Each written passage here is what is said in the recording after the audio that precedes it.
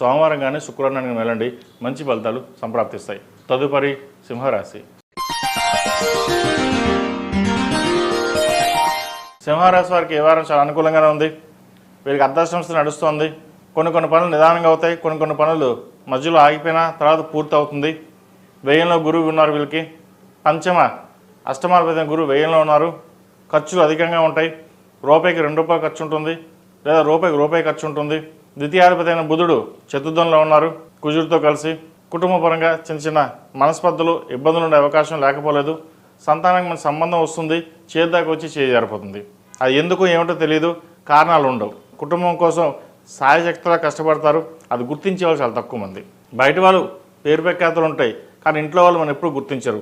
మీరు ఎంత కష్టపడుతున్నా సరే అది గుర్తింపు లేని ఉద్యోగం అనుకోండి, గుర్తింపు లేని వ్యవహారం, ఏదైనా సరే ఇవన్నీ పక్కన పెట్టి మనకెందుకు మనం పని చేసుకుపోదాం, గుర్తింపు ఉంటే ఒకటే లేకపోతే ఒకటే, మనకు అవసరం లేదు, మన పని మనం చేద్దాం భావంతో ఉంటారు. అది ఒక మంచితనం అనుకోవచ్చు, ఏదైనా అనుకోవచ్చు. అది అదేవిధంగా ఉద్యోగంలో మంచి పేరు ప్రఖ్యాతలు తెచ్చుకుంటారు. నూతన ఉద్యోగ ప్రయత్నాలు చేస్తున్న వారికి ఉద్యోగ అవకాశాలు కలిసి వస్తాయి. వచ్చిన అవకాశం సద్వినియోగపరచుకోండి. సప్తమంలో రాహు ఉన్నారు. మెంటలీ స్ట్రెస్ ఎక్కువగా ఉంటుంది. ఇటు ఉద్యోగంలోనూ ఇంట్లోనూ పరిపరి విధాలుగా ఉంటుంది.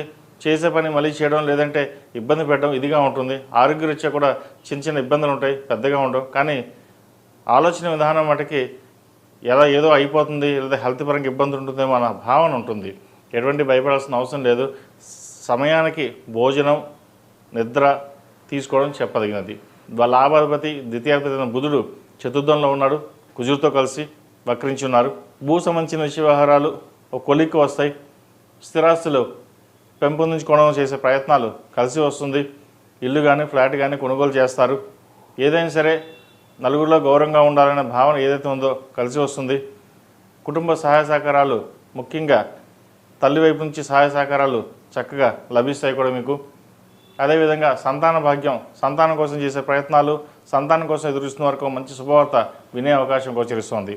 వివాహ సంబంధించిన విషయ వ్యవహారాలు సానుకూలపడతాయి. రాష్ట్రాధిపతి అయిన రవి తృతీయంలో ఉన్నారు, నీచిపడున్నారు రవి. వివాహ సంబంధించిన విషయంలో ఒక కొలికి సంబంధం వచ్చి చేయి జారిపడి ఉంటుంది. అయినా మన మంచిగా అనుకోండి, మంచి సంబంధం వచ్చే అవకాశం లేకపోలేదు. ఈ రాశిలో మించిన విద్యార్థులకు చదువు మీద శ్రద్ధ ఎక్కువగా వహించాలి.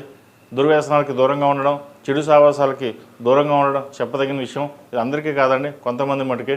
అయితే ఎక్కువగా ధనాన్ని ఖర్చు చేయడం, పిక్నిక్లకి విహారయాత్రలకి ఎక్కువగా ధనాన్ని ఖర్చు చేయడం జరుగుతుంటుంది. ఫ్రెండ్స్ వీటికి దూరంగా ఉన్నట్లయితే భవిష్యత్తు బాగుంటుంది.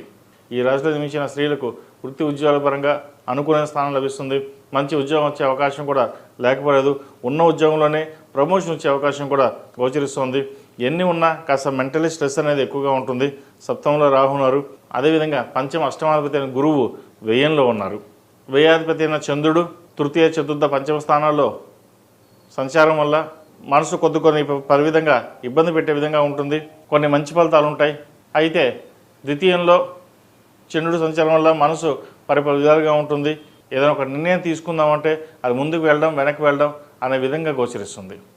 ఏదేమైనా సరే మనకెందుకు, మన పని మనం చేసుకుపోతున్న భావంతో ఉంటారు. సంతానం సంబంధించిన విషయ వ్యవహారాలు ఒక కొలిక్కి వస్తుంది.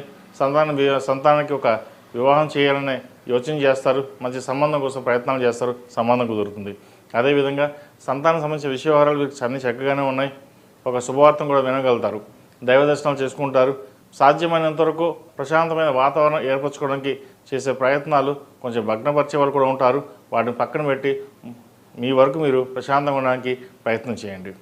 ఈ రాశిలో జన్మించిన వారు ప్రతిరోజు ప్రతినిత్యం ఓం నమః శివాయ దీపారాధన చేయడం, శని స్తోత్రాన్ని పఠించండి. అష్టమ శని నడుస్తుంది కాబట్టి శని స్తోత్రం పఠించడం కానీ, లేదా ఓం నమః శివాయ అని 108 సార్లు ప్రతిరోజు ఉదయం సాయంత్రం ఈ నామం కనుక జపించినట్లయితే కొంతవరకైనా మంచి ఫలితాలు ఉండే అవకాశం గోచరిస్తుంది. ఈ రాశిలో జన్మించిన వారికి కలిసి వచ్చే సంఖ్య 1, కలిసి వచ్చే రంగు తెలుపు. ఏదైనా పని మీద బయటకు వెళ్ళేటప్పుడు బుధవారం కానీ శనివారం కానీ వెళ్ళండి, మంచి ఫలితాలు సంప్రాప్తిస్తాయి. తదుపరి కన్యా రాశి.